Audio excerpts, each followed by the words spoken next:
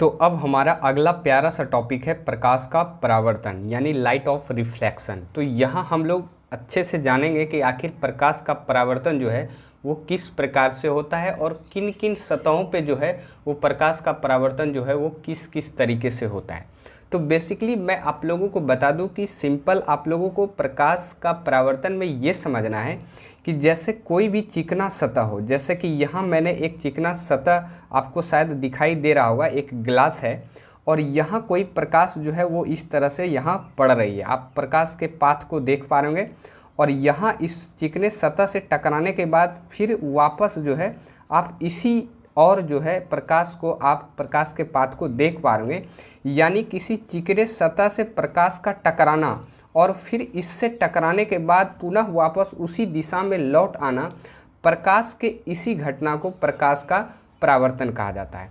अब आप लोगों को ध्यान में ये रखना है कि प्रकाश का परावर्तन जो है ना वो चिकना सतह पे ज़्यादा अच्छा से होता है। बाकी जो रफ सतह होता है, खुरदरा सतह होता है, वहाँ प्रकाश का परावर्तन उतना अच्छा नहीं होता है। यदि आप प्रैक्टिकली भी देखें तो वहाँ आपको शायद खुरदरा सतह पे यदि आप प्रकाश को परावर्तित करना चाहें तो शायद आपको प्रकाश का जो पाथ होता है वो इस तरह से साफ आपको नहीं दिखाई देगा। जैसे कि आप यहाँ चिकने सतह पे परावर्तन को आप साफ साफ देख पा रहे होंगे, प्रकाश का पाथ जो है वो आपको साफ साफ दिखाई दे रहा होगा। तो इसलिए आप लोगों को ध्यान में रखना है कि प्रकाश की किरणों का किसी चमकीले सतह पर आपतित होकर पुनः यानी कि फिर से, आपतित का मतलब होता है जैसे कि यहाँ पड़ा और फिर से अपने उसी माध्यम में लौट जाने की घटना को प्रकाश का परावर्तन कहा जाता है। यानी कि प्रकाश का परावर्तन कहते हैं इसी घटना को। तो सिंपली आपको प्रकाश का परावर्तन ये ध्यान में रखना है और आप इसका डिफिनेशन जो है अपने अपने हिसाब से कर सकते हैं। अब आप लोगों को ये आप लोग देखते होंगे कि जब भी प्रकाश का परावर्तन जो हम लोगों को पढ़ाया जाता है तो वहाँ हमेशा जो है दर्पण का प्रयोग किया जाता है प्रकाश को परावर्तित करने के लिए। यानी कि परावर्तन को समझाने के लिए हमेशा हम लोग दर्पण का इस्तेमाल करते हैं।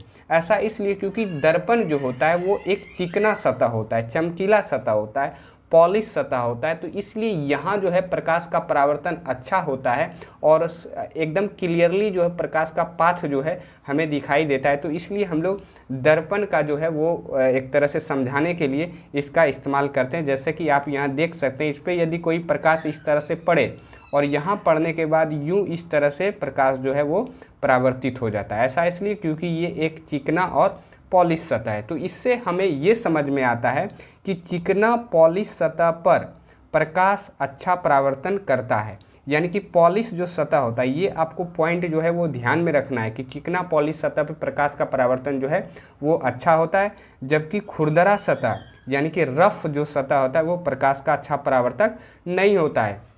आप लोगों को एक बात और यहाँ समझ में आया होगा कि यानी कि परावर्तन सभी जगह होता है, जबकि प्रकाश का परावर्तन जो अच्छा होता है वो चिकना होता है और खुरदरा पे उतना अच्छा जो है वो नहीं होता है। अब आप लोगों को ये तो समझ में आ ही गया होगा, तो आप लोग नोट में ध्यान में रख सकते हैं। इसलिए प्रकाश के परावर्तन का सबसे अच्छा उदाहरण जो है वो मिरर यानी कि दर्पण होता है।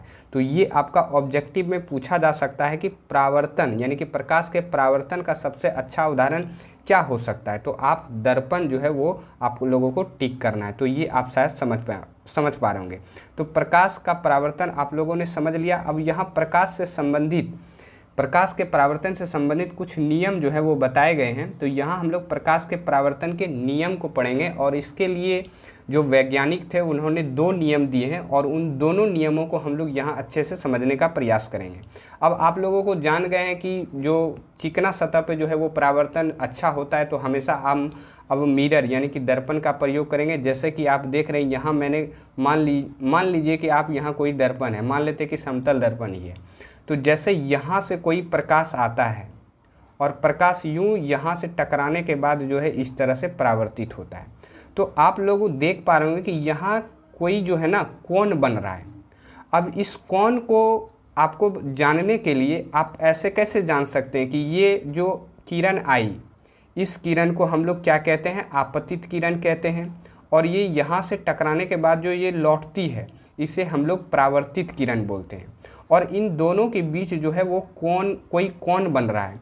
तो उस कोण को जानने के लिए हम लोग क्या करते हैं, एक यहाँ मान करके चलते हैं कि यहाँ एक 90 डिग्री पर हम लोग एक अभिलंब खींचते हैं। इसे क्या कहा जाता है, अभिलंब। और उसके बाद यहाँ ये जो कोण बन रहा है और ये जो कोण बन रहा है, इस कोण को हम लोग कोण आई बोलते हैं, यानी कि आपतन कोण बोलते हैं। और ये जो कोण बन रहा है इसको हम लोग कोण आर बोलते हैं। और इस नियम के तहत ये बताया जाता है कि यहाँ जो ये आपतित किरण के द्वारा जो ये कोण आई बनाया गया है और परावर्तित किरण के द्वारा जो ये कोण आर बनाया गया है, ये दोनों कोण जो हैं वो आपस में बराबर होते हैं।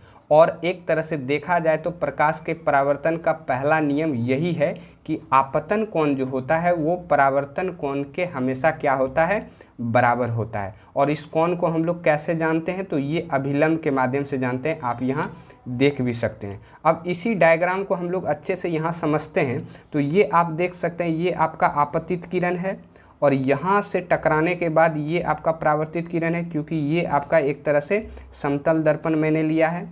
और यहाँ हमने क्या किया है, ये एक अभिलंब खींचा है।